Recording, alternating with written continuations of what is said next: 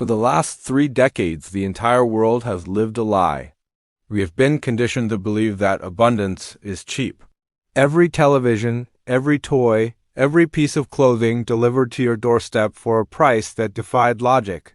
This era of ultimate convenience was fueled by one single economic engine, China. But the engine is now seizing up. The great paradox of the 21st century is this. The world's biggest manufacturing success is crumbling under the weight of its own success. China is not facing a recession. It is confronting a fundamental, structural failure of its entire economic model. This failure is not a localized event. It is a seismic shift that will permanently end the age of cheap goods, ignite a new phase of global inflation, and send a brutal shockwave through every Western household. This is the hidden crisis of the world's manufacturing superpower. This is the story of the China trap. The model was brilliant in its simplicity. China would produce everything, cheap and fast, selling mountains of goods to Western consumers who would buy them on credit. The West got cheap inflation and filled its homes. China got vast dollar reserves.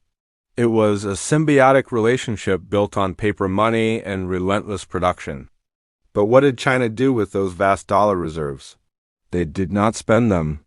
They reinvested them, almost entirely, in two things: American debt and Chinese ghost cities. For years, the foundation of China's growth was not consumer spending or innovation. It was real estate speculation and massive infrastructure spending backed by provincial and corporate debt.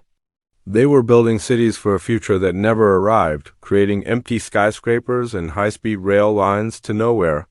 They were printing money to fund building projects that had no actual return. This created the largest real estate bubble in human history. Now the bubble has burst. The failure of giants like Evergrande and Country Garden is not an isolated incident. It is the visible cracking of the foundation.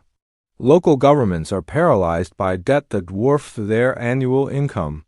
The Chinese state cannot simply print its way out of this because the debt is tied up in physical assets, in concrete and steel that no one wants or needs. The true trap lies in the consequences. The government has two devastating options, and both will hurt the world. Option 1. They could allow a massive, uncontrolled collapse of the property and banking sector, triggering a social and economic catastrophe that would dwarf the 2008 financial crisis. Option 2, the most likely path. They can nationalize the debt and attempt a controlled, slow-motion deflation. But to escape this trap, they must fundamentally change their economy. They must stop relying on exports and start generating wealth domestically. This means the government will pivot, prioritizing its own needs over the world's supply chain.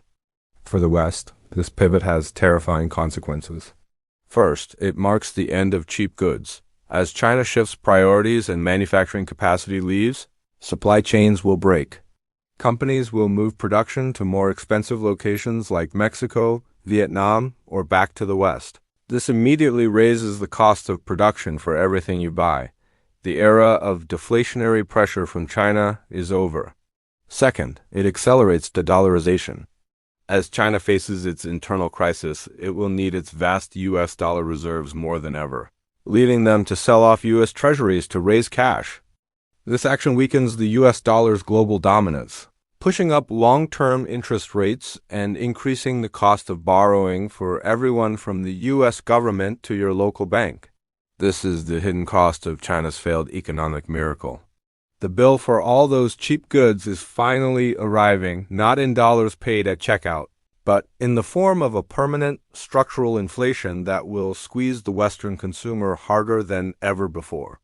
The global economy is currently engaged in an irreversible act of decoupling. The old system that delivered abundance and deflation is dying. The new system will be characterized by higher costs, fewer goods, and more regionalized economies. Your awareness is your only defense against this unprecedented shift. The rules of wealth are changing rapidly, and what worked for the last 30 years is now a dangerous trap. You must understand the new economic terrain and adjust your financial strategy before the shockwave of rising prices hits your home. If you are ready to prepare your financial life for the end of the cheap era, and learn how to position your wealth for the new world order. Then subscribe to ChernowCap right now.